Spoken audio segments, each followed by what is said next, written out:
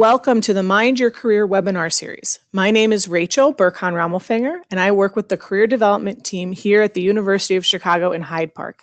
And I'm delighted to welcome you to our webinar entitled, How to Negotiate Your Salary, Getting Equal Pay One Woman at a Time. Today's speaker is Jessica Williams, the founder of Superwoman Project, where she works with individuals, nonprofits, and corporations to advance the professional development of strong, powerful female leadership. When I asked Jessica what she wanted to be when she grew up, she said she had wanted to be a writer and a world traveler, and sometimes just a beach bum. I, for one, am glad that Jessica chose not to professionally lay around the beach, but to share her expertise and skills with us. So it's my pleasure to hand the controls over to Jessica. Hello, everyone. Welcome to today's webinar. I'm so excited to be here. We have so many attendees. Wow, I have no idea where you guys live and what you do. So in a moment, after I introduce myself, I'm going to ask you a few poll questions, and I would really appreciate your feedback so that I can understand who I'm speaking to today. So this is how to negotiate your salary, getting equal pay one woman at a time. And as many women know, and I assume most of you are women, if there are some men on the webinar today, totally welcome to be here. I have a lot of men who get a lot out of this training. So, but it is geared towards women. So there is a wage gap, and it's real.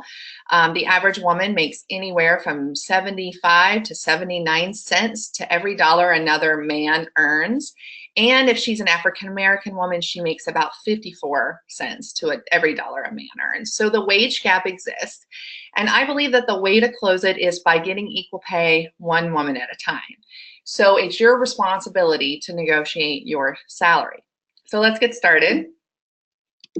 Let's see here. How do I advance my slide? There we go. So first of all, just a little bit about me and the Superwoman Project. We are dedicated at the Superwoman Project to providing the resources, knowledge, and connections women need to succeed in their professional and creative endeavors. So whether you're a professional working at a corporation or a nonprofit, or you're an entrepreneur, or you want to start a business someday, we're a great spot for you to come. Our mission is to put more women in positions of power and to change the power structure of business, the economy, and leadership to better embody feminine qualities of collaboration, creativity, and curiosity.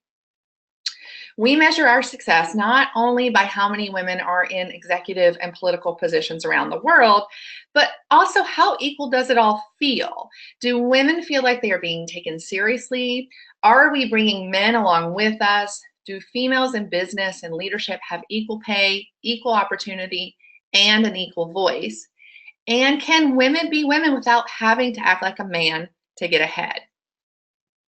We offer at the Superwoman Project a podcast where we interview extraordinary women from around the world and tell their stories to help you experience more joy and success in your career. A weekly newsletter with inspiration, resources, and exclusive invitations to events and other opportunities you wouldn't find out otherwise. Workshops, trainings, and keynote speeches. Power coaching, where we offer for $99 an hour of coaching if you need support around any topic related to your career or leadership. The Superwoman Society, which is a networking event for women, and we're popping up Superwoman Societies all over the country and looking for ambassadors who want to start a Superwoman Society in their town. We will be launching a field guide kit to help you organize on a local level. So if that interests you, you can go to superwomansociety.com. We also have an annual Superwoman Summit, which I'll tell you more about at the end.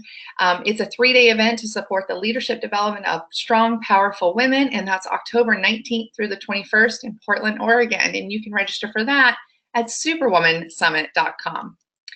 And we'll be launching a leadership academy for women called the Superwoman Academy this fall. So lots of ways to get involved in our work, and we're super excited to get to know you and have you as part of our community. So let's talk about salary negotiation. My experience with salary negotiation started when I negotiated a raise of $30,000 for myself. Now this raise took me 6 months to get, and I learned everything I could about salary negotiation. And I found the process to be fascinating, and I started coaching other women on getting the raises for themselves and negotiating job offers. and I just loved it. So since then, I have taught this method to thousands of women who report back that they've negotiated a $5,000 to $15,000 raise for themselves within the first week of taking my course. So whether you have a job offer on the table or you're looking for a promotion or a raise, this is a great course for you. I have personally coached dozens of women through successful salary negotiations over the phone. And if that's something you want help with, I can help you with that as well. So we're going to launch into how to prepare for the negotiation. This is the most important step in a salary negotiation. The first step is to analyze. The second step is to know what you value, what's important to you. And the third step is to research your counterpart. But before we dive in, I want to ask you guys a few questions. Number one, and I'm going to have Rachel put up the poll questions here. The first question is, are you currently looking for a new job? So are you looking for a new opportunity? Maybe you're employed and you're looking for to work somewhere else. Are you currently unemployed and you're looking? Either way, you should be thinking about salary negotiation. So please take a moment and ask that and answer that question. It looks like most of you are looking for a new job and you are taking action to find one. And about 20% so far are just thinking about it. So you're probably considering looking for a new opportunity. That's really exciting. The other 25% says no. So the next poll question is, are you currently employed and hoping to ask for a raise or a promotion? So I love this. Yes, and I have a meeting scheduled is one question, or yes, I'm thinking about it, maybe, or I'm not currently employed. A lot of you are thinking about it. Fantastic. So as typical when I run these this course, about half the people are looking for a new job and about half the people are looking for a promotion or a raise. And this course is designed to serve both people. So I'm going to talk about both of those opportunities when it comes to salary negotiation throughout the course. So just take what I'm teaching you and apply it in your own situation. And just know that every salary negotiation is unique and it has very specific circumstances that are special to you and your situation. So a lot of what I'm going to teach you today is very broad and general in terms of best practices for negotiating your salary. And then we're going to dive into some some like rookie mistakes and some frequently asked questions. And then I'm going to give you a moment at the end to ask some questions. So if something comes up and you're like, I don't understand what to do in my specific situation, write that down or go ahead and send it to the questions section and let us know what your question is. I'll try to answer some questions along the way so that I stay engaged with you guys and I'm not just talking at you the whole time. I'll do my best to do that. And then if there's some I missed, hopefully we can get to them at the end. The other thing I wanted to say is that a salary negotiation is a hard thing to do. So a lot of people are scared of being seen as ungrateful, being seen as unappreciative, or losing the job. So I'm going to help you deal with that a little bit today as well. So let's dive in. So like I said, the first step is to prepare, right? And we're going to talk about what that looks like. So let's talk about analyzing the situation. So you want to step back before you go into any salary negotiation and think about all of the things that are coming into play. And the first one is, do you know your value? So what are some of the accomplishments that you bring to the table? What are some of the achievements that you have experienced in your career, your education, your experience, your skills, your strengths, your leadership experience? All of these things add up to you and what you bring to the table. And this is super important because you're basically exchanging one thing for another, right? You're providing a service to the employer and then they are paying you in exchange for that service. So what do you bring to the table that makes you unique and different? You want to make sure that you fully understand that. You want to make sure that you can present your case for why you deserve what you're asking for. So it's really, really crucial that you get that down on paper ahead of time and you really understand what that looks like before you go into the conversation. So do your research. Talk to your peers. One of the things we don't do enough in this society is talk about money. It's very taboo. So you can talk to people in your network, or if you feel comfortable, your colleagues at work, and you can say to them, what range do you think I should be in given my skills and my talents and the experience I bring to the table? So you don't have to directly say, how much are you being paid and how much do you think I should be paid? Because that can get a little wonky, right? You want to say, what's the range that you think I should be working in? And you want to think anywhere from $10,000 to $20,000 on that range. So am I within the range if I negotiate my salary for $65,000 to $85,000 a year? And then your peers, your professional peers, can say to you, yes, I think you're within the range. I think you're at the top of that range, or you're the middle, or you're at the lower. And this gives you an idea of where to start. And that's really important. And think of every time you want to talk about salary in terms of ranges in the very beginning, because that will help you feel a little more comfortable in talking about money.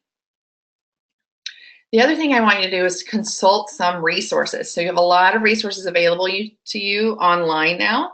Salary.com is one of them. Payscale.com is another, and Glassdoor.com is another. Now there are others out there, but these are the top 3 I recommend, because you can look for average salaries in your zip code for a certain job title. Now be aware that these are averages, and oftentimes the exact job title for which you are working, or the one that you're being offered, isn't exactly on there. So you kind of have to look at like what's similar and what are the similar roles and responsibilities to what you'll be doing.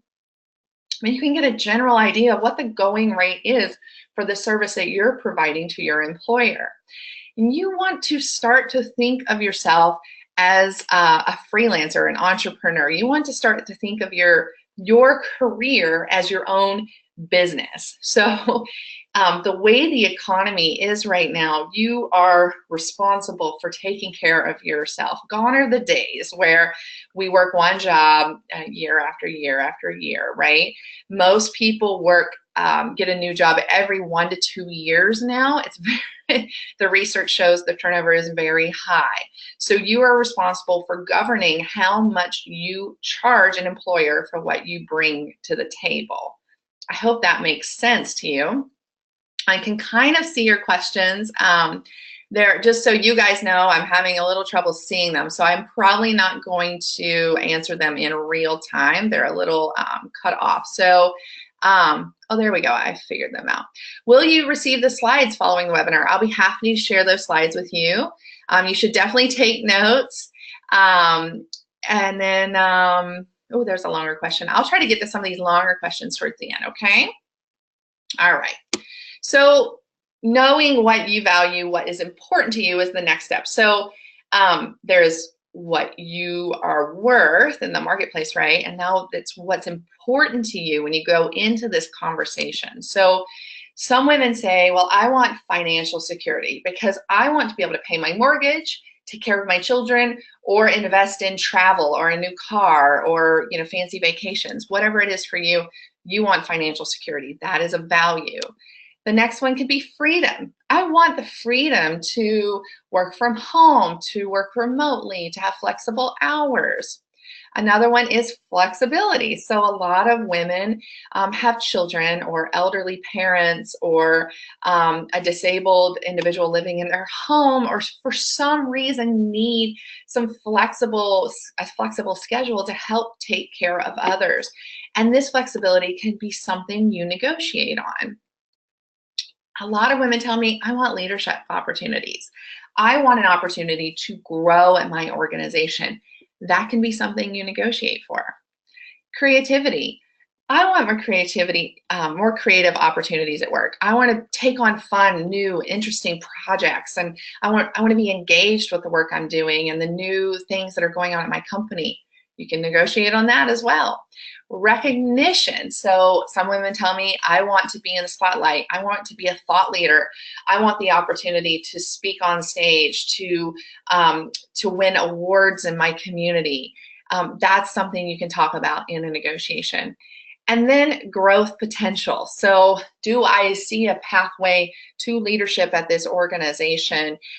These are all things you want to consider when you're looking at a job offer or a promotion, because you want to think about the whole position in and of itself when you're negotiating your salary and your compensation package. So moving into the next step, this is, if any step is more important than the others, it's this one. Researching your counterpart is so key in any negotiation, whether that be for salary or you're negotiating a budget for a project that you want to work on, or you're negotiating opportunities in your work or career or life. Understanding your counterpart is the most important thing.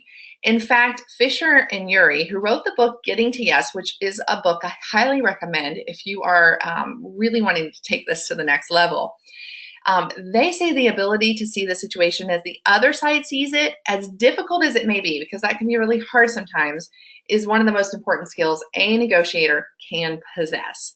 And I firmly agree with that point. So what is your counterpart value? You want to think about, what are their motivations? What are they motivated by? What's important to them? What do they care about? What are some of the opportunities and threats to their success? So an opportunity might be they're considering a new job themselves, or they see an opportunity for the business to grow. A threat might be they're worried about their job, or they're worried about the company's bottom line, or they're worried about talent retention. There's all sorts of things your counterpart's going to be thinking about when you go into this negotiation conversation. Again, you want to consider their personality. So one of the things that I did in my negotiation where I got $30,000 raise is I considered my boss's personality. And I'm a very kind of intuitive, emotional person, and he was very data oriented. And so I knew I needed to tell a good story, but I also needed to back it up with a lot of logical reasons why I deserved the raise I was asking for. Things like, here's how I've affected the bottom line over the last 3 years since I've been here. I have more education.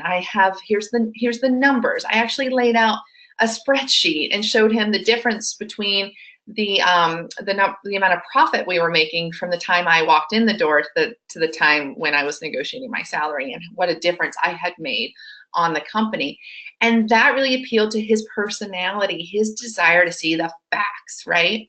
So what is your counterpart's personality?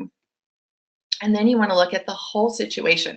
Is your counterpart going through a difficult time in their personal lives? Have they just had a baby? Are they a new mother or father? Are they stressed out? What is going on in their life? Take that into consideration and really put yourself in their shoes.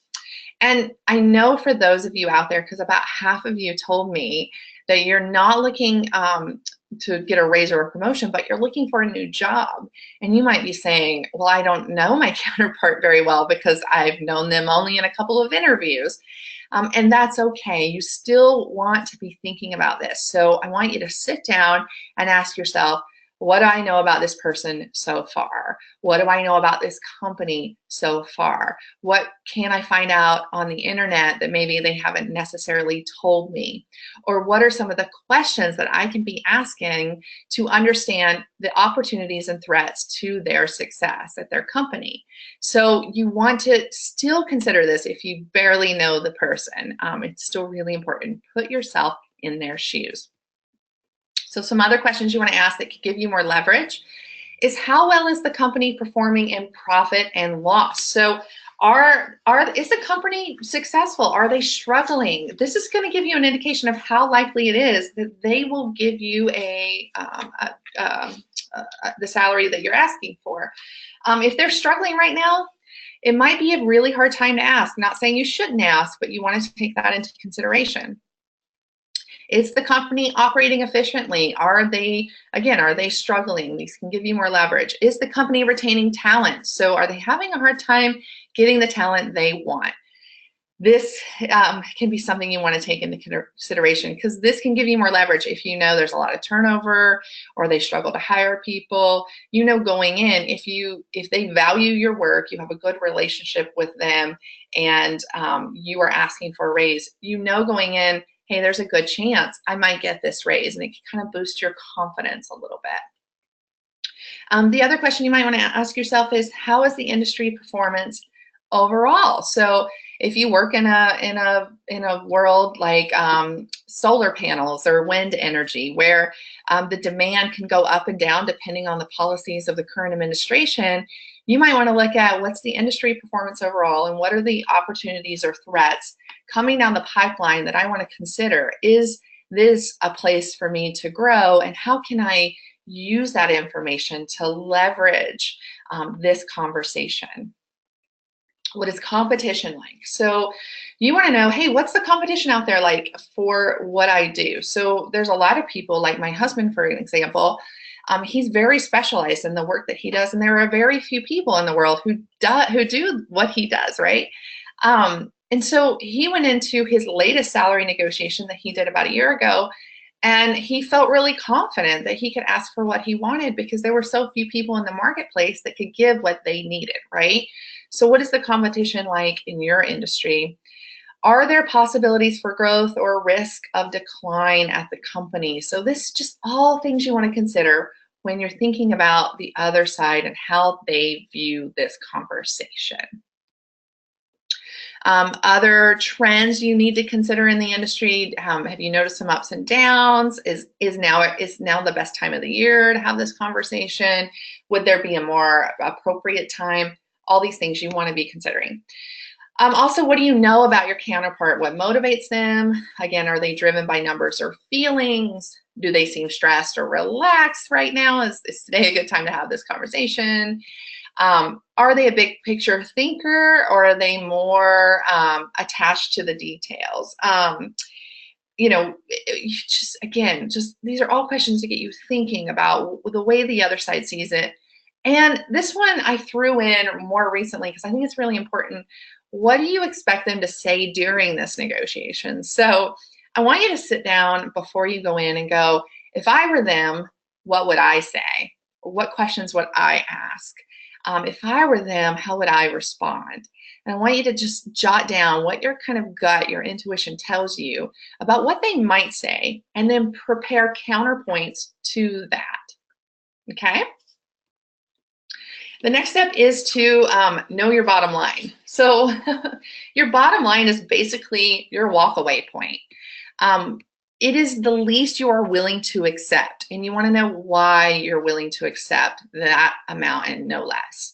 So, for example, how much do you want this job? Is this job going to get you in the door to a company that would be a great opportunity for your career? Or is it kind of a so-so job you feel kind of lukewarm about? How much do you want to stay at this company if you're looking for a raise? How much do you like working here? And then let this information guide you to figuring out what will make you happiest in this conversation. What are you willing to accept that will still make you happy at the end of the day? And what are the opportunities for growth? So while your bottom line might be a certain number now, you might say, well, you know, I'm willing to accept this now, but I want to negotiate an opportunity to grow over time in this conversation. And we'll get into that a little bit more as we go on. Do you need to get your foot in the door? So a lot of women decide they want to change careers. This is very common, not just for women, but also for men, that we change our careers 2 or 3 times in our lifetime. So that often means we need to get our foot in the door in a new industry. And sometimes our bottom line needs to be a little lower because we're coming in with a lower skill set or a more beginner level set of skills and talents when we come into a new industry. So what do you need to do to get your foot in the door, and what is the price you're willing to accept for that opportunity? All right, next step is to work on your confidence. So this is the last step in preparation. Confidence is key, right? Confidence equals security, makes you feel safe. which equals positive emotion, makes you feel upbeat and energetic and creative. And that equals better performance in a conversation where you're negotiating your salary. So I want you to ask yourself, if this scares you to have this conversation, if it makes you uncomfortable, if it makes you nervous, why? I know this seems like a simple question, but why are you scared? What would make you feel more at ease about this conversation? If if it does make you uncomfortable, if it does make you nervous, ask yourself, what is your relationship to money like? A lot of us don't consider our relationship to money. And if this is something that you want to dive into more, I have a ton of awesome resources to help you look at your beliefs around money and your relationship to money. Because if salary negotiation makes you uncomfortable, this is a really great place to start. What beliefs around money do you have that are no longer serving you? These are some great questions to ask so that you kind of clear out those limiting beliefs around money and move into a place where you feel capable and confident to ask for what you want. So these might seem obvious, but we forget them because we're in a rush, right? We're excited. We're like, I'm so excited. I'm at this point where I'm having the job offer or I'm finally got the conversation. But don't forget to practice. Practice is key before you go into a negotiation.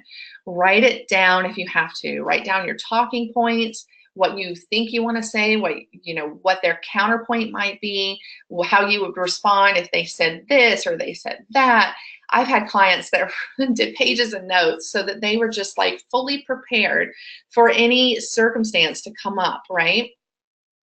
The other step is to visualize the negotiation going well. So literally, just take a moment and imagine yourself walking into that room, having that conversation, and getting what you want.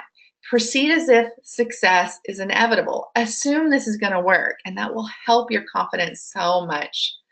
Obviously, get a good night's sleep the night before, eat well, exercise or meditate to relieve stress. Do a power pose. If you guys aren't familiar with power pose, go and Google Amy Cuddy's TED Talk on the power pose. It's like a very short little TED Talk, so you can boost your confidence. But basically, if you hold your arms up or by your side, if you take up space with your body, it lowers the stress hormones and increases those hormones that make you feel calm and more relaxed. And if you're calm and relaxed, then you're in your body and you can respond to what the other person's saying in real time in a really creative, collaborative way. And you look for opportunities to work with the other person versus being scared and shut down. The next step is just to talk to your community for support. Tell your friends, your family, your colleagues that are close to you that you're going into this conversation. Maybe practice with somebody else. Just have them support you during this time, because it can be one of the most difficult things that we do is talk about money when it relates to our worth. That can be so hard and it can bring up a lot of stuff.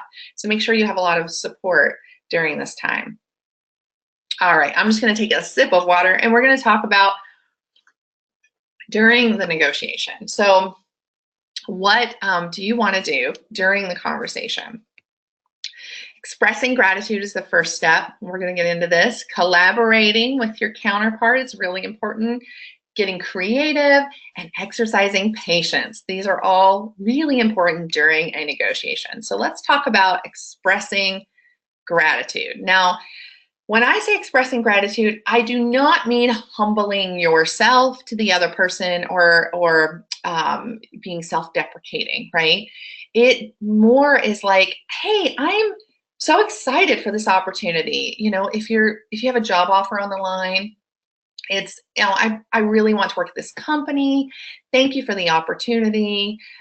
If it's a raise you're looking at with a current employer, you might say, I really appreciate the opportunities you've given me, and I really look forward to continuing our relationship and to staying with this company the long term.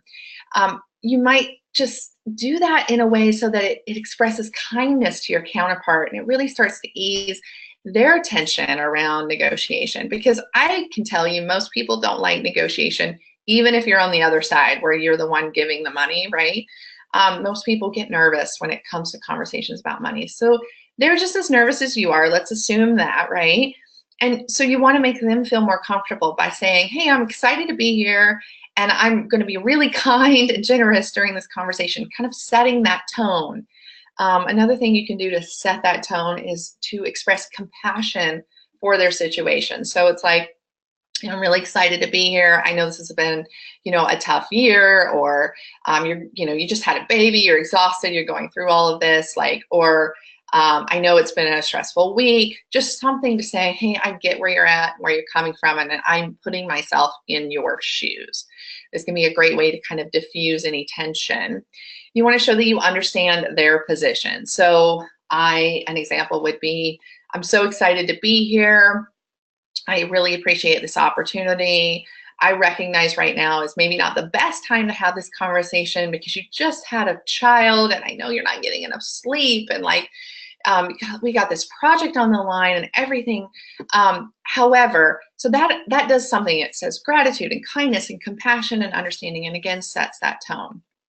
All right, moving on, because we have so much to cover and we only have half an hour, and I want to make sure I get to your questions. Collaborate. So collaboration is so important in a negotiation. You want to look for mutual spots of interest. So where are you and your counterpart in alignment? So, what can you do to find a mutually beneficial agreement or solution to this? So you might say, I want this and you want that. How can we come together to make this work? Consider that you're on the same side and you're trying to be of equal service to one another. This will help you, again, kind of diffuse that power dynamic, release some of the tension in the room, and says, hey, we're on the same side here. You want what I have to offer, and I want this job. So let's work together to come up with a mutually beneficial solution. Make it a conversation, not a competition with the other person. This is not about sticking it to the man, although sometimes I want to stick it to the men. But this is not about, being hard or rough or competing or an argument or a debate. This is about having a conversation with another human being who has something you want and you have something that they want. That's all this is. Okay? So the next step in collaboration is to use your creativity. So there are so many things, you guys, you can negotiate on when it comes to your compensation and your benefits. Salary is just one of them. You can also negotiate paid time off, your accrual process. So a lot of paid time off is accrued, throughout the year. So you can negotiate how that's accrued. You can negotiate your cell phone reimbursement if you're going to be using your cell phone a lot for work. Transportation credits, that's another thing that you can negotiate on. I had a client once who negotiated a $1,000 stipend a year to help pay for the bus that she had to take to work. You can negotiate work from home hours. So a lot of my clients have children, and so they want an opportunity to, be at home by 3 o'clock to pick their kid up when they get off the bus, and so they work kind of these flexible work from home hours. They also can negotiate flexible schedules. So I had a colleague once who negotiated, like, I come in at 7, I leave at 3, and then I deal with my family from 3 to 7, and then I work again from like 7 to 9. And she negotiated every other Friday having the day to work from home. So that can be really important. Your bonus structure. So you want to ask, is there a bonus? How is it given? And you can negotiate on that as well. I had a client once who really worked the bonus piece because they couldn't wiggle on the salary, but she could work with them on bonus and she got more money. Profit sharing is another way. So I had a client once who was negotiating a promotion from a director level to a VP level, and the salary, she kind of hit the top of the tier for director, and there wasn't a lot of room when she got to VP.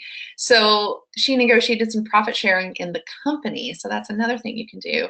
A title increase too. So maybe it's a new job offer, and you're kind of like, oh, I'm taking a little less money than I want, maybe you can negotiate for a higher title. That's another thing you can work with them on. These are all just some of the ways. I bet you can think of some more ways to get creative in the negotiation.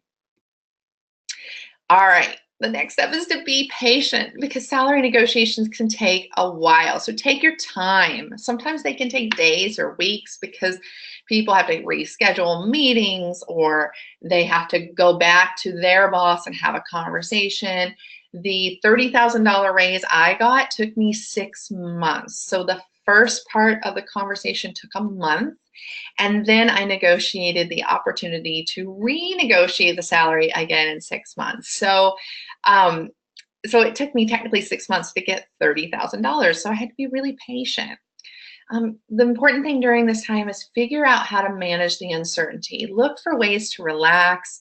Know you're doing your best with the information that you have.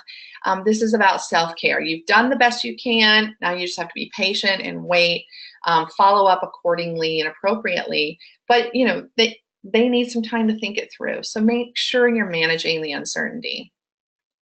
Finally, how do you know when you've gotten what you wanted? Well, a lot of people, it's funny, they get stumped when I ask this question. And so I want to ask you now, just in your head, how do you know when you've gotten what you wanted? How will you know? You have your answer? Happiness, right? You're happy. At the end of the day, it's just about you feeling good about the work you're bringing to the table and what you're being paid to do. Are you being compensated well? That will make you happy. So, not a trick question. Let's move into some advanced skills, you guys. Some rookie mistakes, when to negotiate, some nonverbal behaviors, and some bonus tips I want to make sure we cover.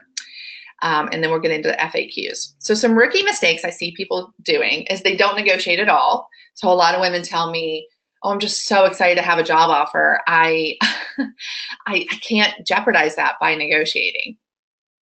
That's not good enough for me. I want you to negotiate every single time. And if you do it the way I've taught you, if you express your gratitude, if you show compassion, if you work within the range when it comes to conversations about money, even if they say no, that's the worst that can happen if you do it in a way that's really kind and generous to your counterpart.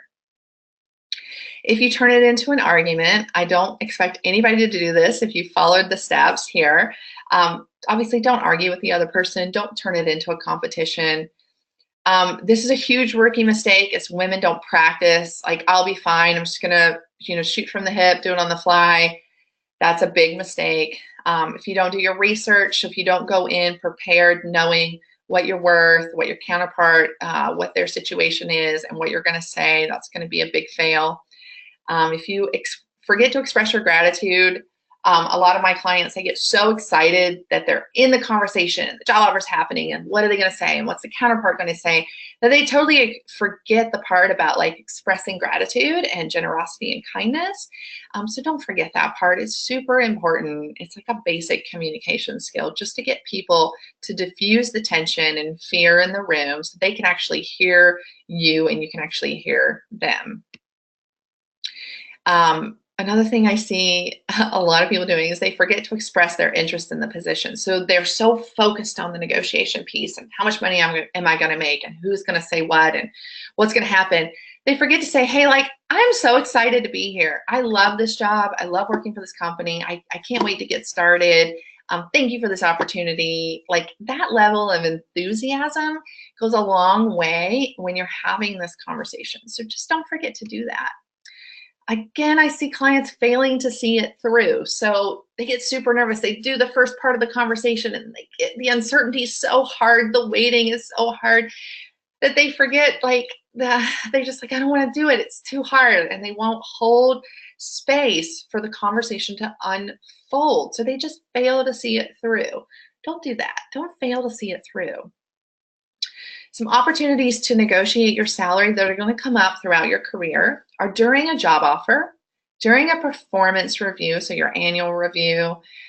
If you get promoted or your job title changes, that's an opportunity potentially, not always, but potentially to negotiate your salary. If you're taking on more roles and responsibilities, that's really, really important. You want to think about, okay, am I now being paid for the work that I'm doing? Because I'm doing more now than I was last week. And last week I was getting paid X, and maybe I should get paid Y now, right?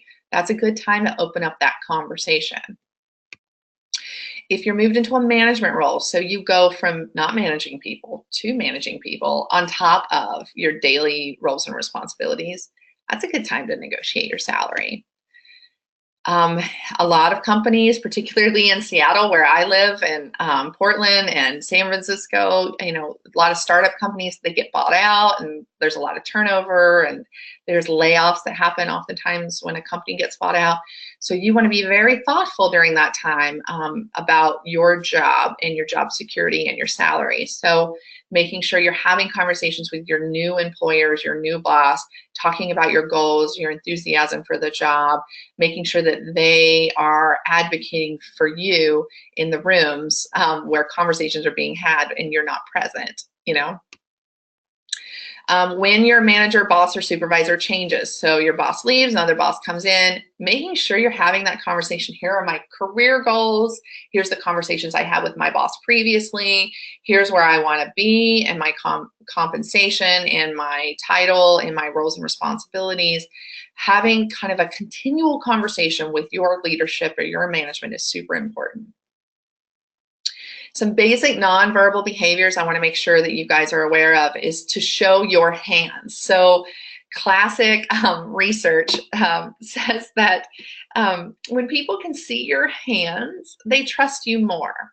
So if I were to sit with my hands under the table and never show you my hands, you are less likely to trust me. It comes from our, background is like cavemen, right? Like, what's in the hand, and what's she hiding behind her back, right? So keep your hands above the table. Use your hands when you're engaging with your counterpart. Consider where you sit. When we sit directly across from someone, from our evolutionary biology, it's like we're at a confrontation or an aggressive stance. So if you can sit side by side, or not across the table directly facing somebody, that can be really helpful to kind of diffuse kind of that general attention in the room. The other one is to watch the inflection of your voice. So what I mean by this is there's an uptick in our tone of our voice oftentimes when we talk about money. And it implies that we're questioning ourselves. And it goes like this. Hey, Mr. Bossman, I want $50,000. Or I would prefer my salary be at $35,000 a year.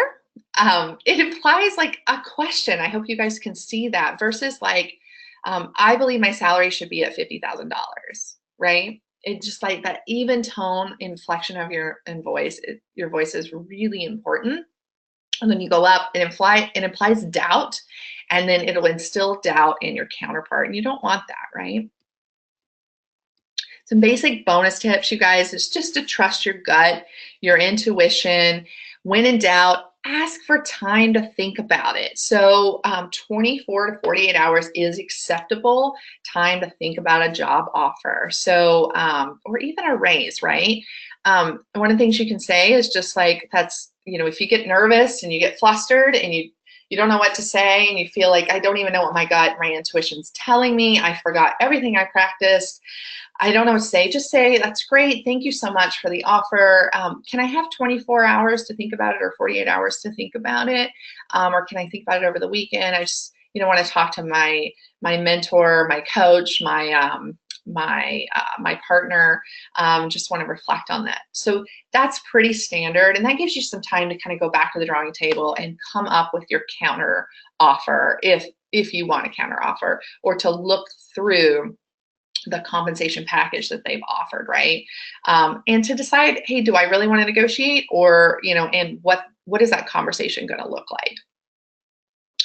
If your counterpart says the offer is non-negotiable, which some people will do, You can always ask for a salary review in 6 months based on your performance. So when I got my $30,000 raise, the reason I started that process was I learned how much my male counterpart was making, and he had less experience than me. He had been at the company a less amount of time.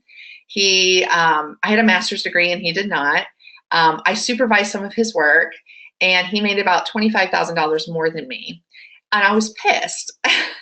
So I asked him, I said, what did you do? And he said, the moment I got hired, I asked for a salary review in 6 months based on my performance. And every time we had those conversations, I asked for another salary review in 6 months. So every 6 months, he was renegotiating his salary, right? That's not always going to be available to you, but if you don't get what you want or it's non-negotiable, ask for an opportunity to renegotiate your salary in 6 months based on your performance, and make sure you know what the key indicators for that performance will be. So what are they going to be measuring you against? So you make sure you're working towards those key indicators so that you can say at the end of 6 months, I've done what you said you wanted me to do. Now where's my money? No, I'm just kidding. Don't say it like that. But, can we have that conversation? And here's where I want to be. I've seen this work in some cases using another job offer as leverage. I've also seen it backfire. So if this is something you're going to do, make sure that you think through all the implications. Another job offer as leverage can work beautifully if done really well. So if that's something you're going to do, I would make sure you talk it out with a colleague or a coach or something, but that can work. Some frequently asked questions I get are, should I disclose my salary in a job application? So this is so common that recruiters and employers, when you apply for a job, they're asking what your current salary is, right? And oftentimes that box requires you to put something in it so that you can move to the next page. My recommendation is to put zeros or not applicable in A, or to leave it blank if you can. And if you can't, put the salary that you want to be making. Because if you are moving into a new opportunity, this is a great time to step up your income. And that is unless you are trying to make a complete career shift. If you're making a career shift, it's likely you're going to have to take a step back in your income. But if you're just staying in the same industry and you're just moving up in your career, this is an opportunity where you don't want to basically show your cards, right? In a poker game, you wouldn't show your cards. And in a salary negotiation, you don't show your cards either. So try not to show your cards as best as possible. And this is always a question that inspires more questions. So I'll try to answer some of those in the Q&A section if you guys have some. What if your salary increase is predetermined? So a lot of people who work at government agencies or nonprofits, they come in, or major corporations, they come in within a certain bracket of pay, right? And that increase is predetermined. My advice to you is to always be negotiating. Even if they say it's predetermined, it still cannot hurt to ask. And then to go back to the slide about getting creative, what are some other things that you can negotiate on? And can you negotiate into a different bracket? So figuring out what you need to do to get up to a higher bracket so you can get the kind of salary that you want. Again, this is very nuanced and very specific, so it normally takes, I can't answer it in just like one little thing, but that's the best I can give in kind of a very general way. How do you get your supervisor to advocate for you? So there's this great piece of advice I read recently that said, every major decision about your career will be made when you are not in the room. So when they're deciding if they're going to give you a job offer or a promotion or a raise, it's very likely you are not going to be in the room. So how do you make sure that someone is in the room advocating for you, making sure that you have a sponsor on the other side that's explaining why you deserve the salary that you're asking for. You empower them with information, right? Make it really easy on them to go in and advocate for you. Explain to them why, give them the resources and tools they need to go in and persuade their bosses that you deserve the salary that you're asking for. Also, it's really good to have a great relationship and rapport with your supervisor. And a lot of the things that we talked about today can help you kind of build that rapport, kind of that constant career management conversation that you should be having with your supervisor. All right, so coming to the end of our presentation, and we'll go into some Q&A in just a moment. So if you guys have some questions, now is a great time to start asking them. Oh, I see a lot in there, cool. For more free trainings, you guys, I do free trainings every month and on a variety of topics related to women and work and leadership. And you can go to superwomanproject.com/trainings to get access to past recordings and register for future upcoming trainings.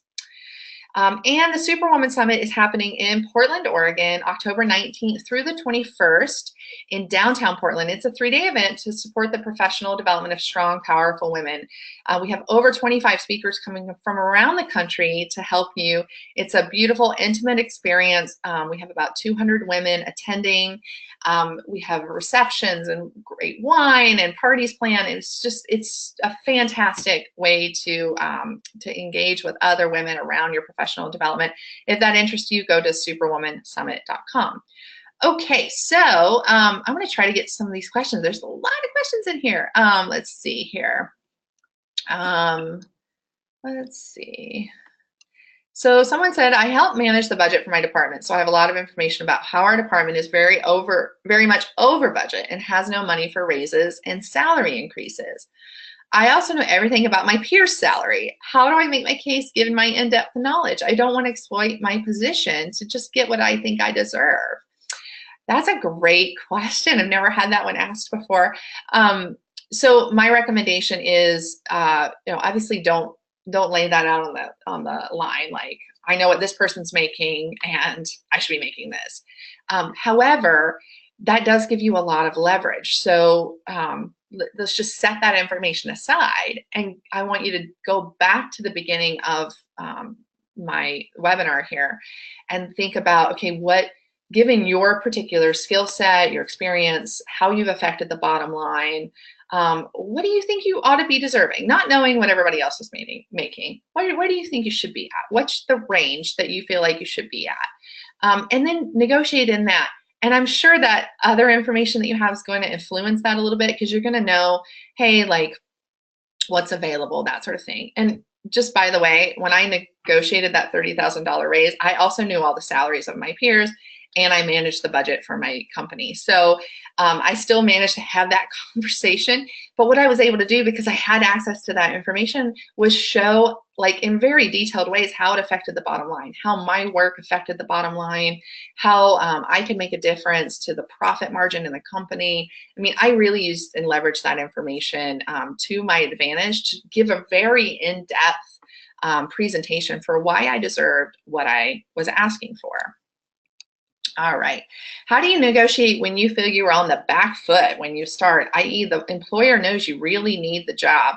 Yeah, that's a tough one, right? If they get a sense that, like, this is a great opportunity for you, they're giving you a foot in the door, that sort of thing, it does put you on the back foot a little bit, right? It's still important to negotiate. So go back to getting creative, the slide on that.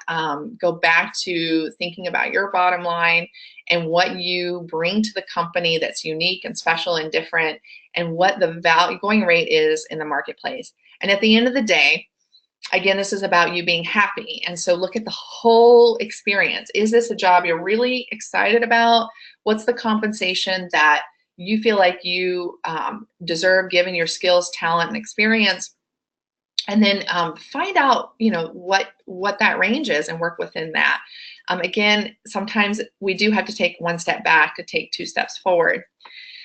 How do you find the information about your counterpart? So hopefully I answered that.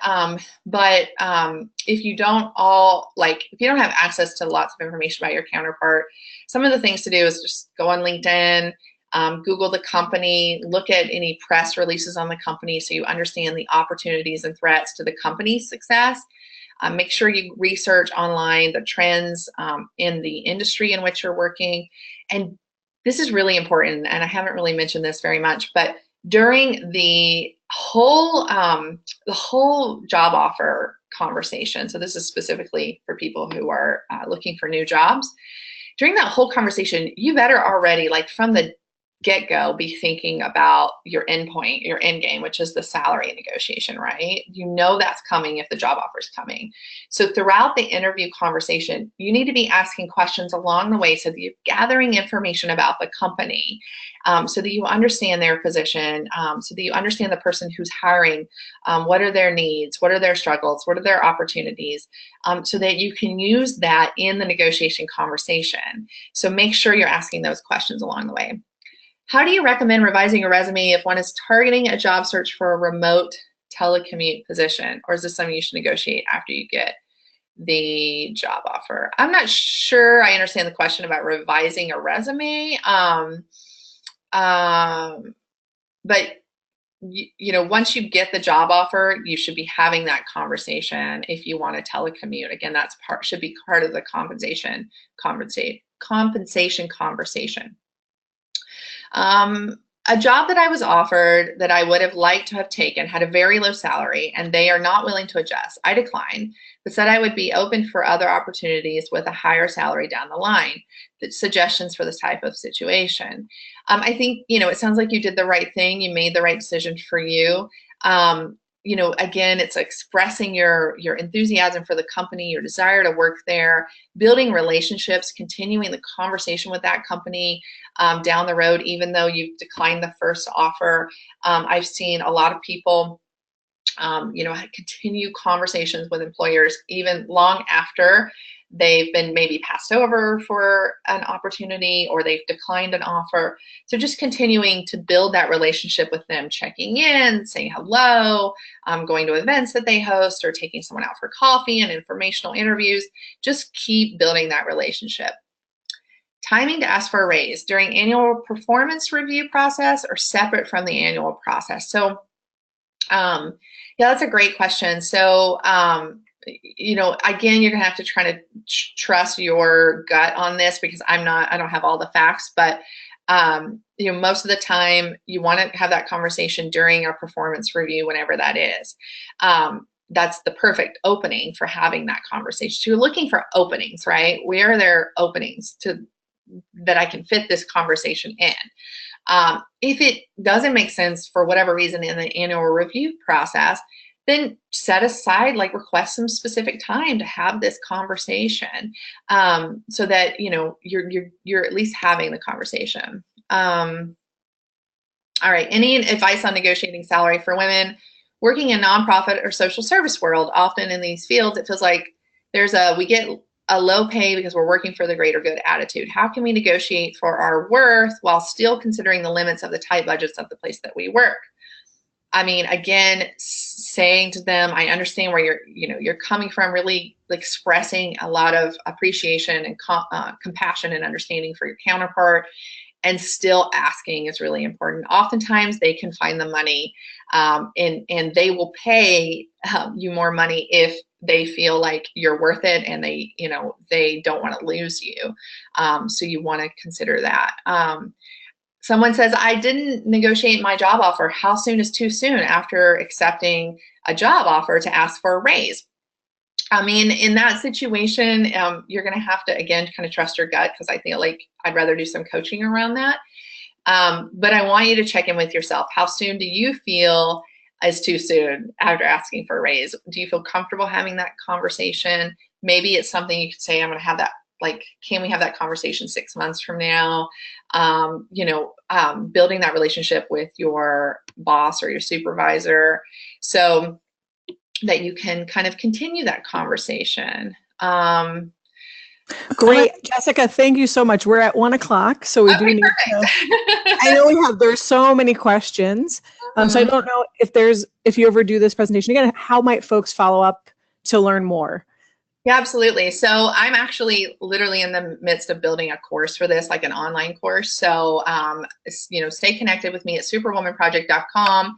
And then you guys, I have a weekly newsletter where I send out advice and resources and information on this topic and more topics related to this.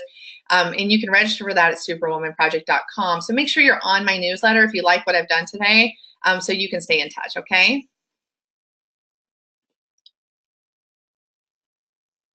Excellent. So folks, please follow up with Jessica. We're so thankful that she was willing to give this captivating webinar today.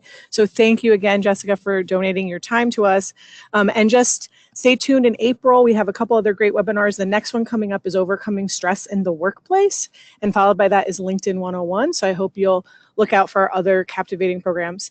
Everybody, I hope you have a great rest of your day and that you're powerful negotiators going forward. Bye. Bye-bye.